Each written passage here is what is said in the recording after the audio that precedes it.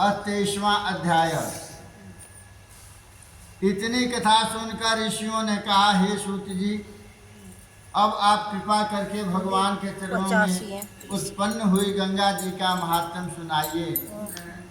तब सूत जी बोले, हे ऋषियों, इस संबंध में नारद मुनि ने जो कुछ राजा पृथु से कहा था वही मैं तुमको सुनाता हूँ। इंद्र आदि समस्त देवताओं को उत्पन्न करने वाले कश्यप जी की 2 पत्नियां थी। एक का नाम अदिति था और दूसरी का नाम दीति था। अदिति के पुत्र देवता कहलाए तथा दीति के दैत्यों की उत्पत्ति हुई। देवता तथा दैत्यों में जन्म से ही वैमनस्य रहता था।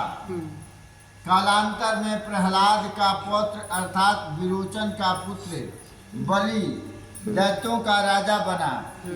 उसकी सेना अत्यंत विशाल थी।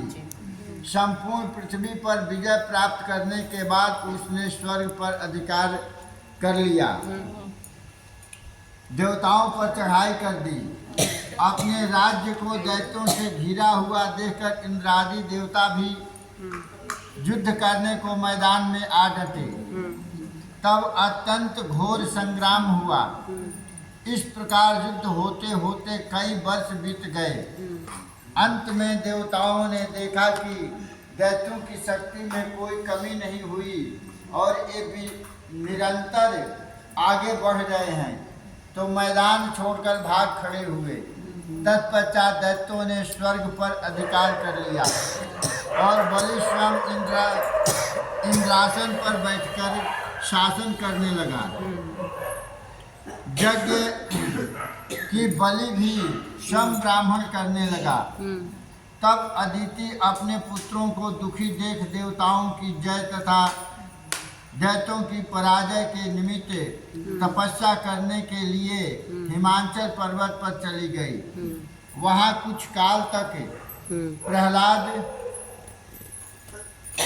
कुछ काल तक फलाहार, कुछ काल तक सूखे पत्ते तथा कुछ काल तक केवल पवन का, हवा का आहार करती रही।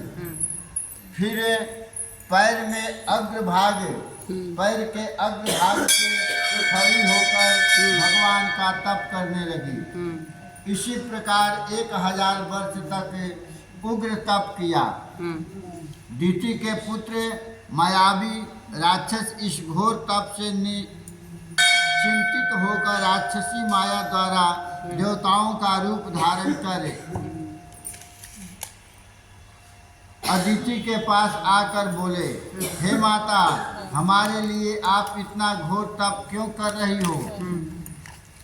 आत्मघात करना सभी शास्त्रों में पाप बताया है।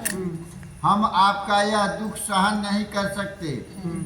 कोई भी पुत्र माता से विमुख नहीं हो सकता और न माता को दुख देकर सुखी रह सकता है। शास्त्र का वचन है कि जिसके घर में कल्याणकारिणी माता नहीं तथा प्रिय बोलने वाले पतिव्रत स्त्री नहीं, उसका जीवन निरर्थक है। अतएव आप अपना तप छोड़कर पुत्रों को सुखी कीजिए। उनके इस प्रकार कहने पर भी अदिति समाधि से विचलित न हुई। तब उन्होंने अदिति को मार डालने का निश्चय किया। इस कुकृत्य के लिए उन्होंने उस वन में आग लगा दी जिसमें अदिति तप कर रही थी।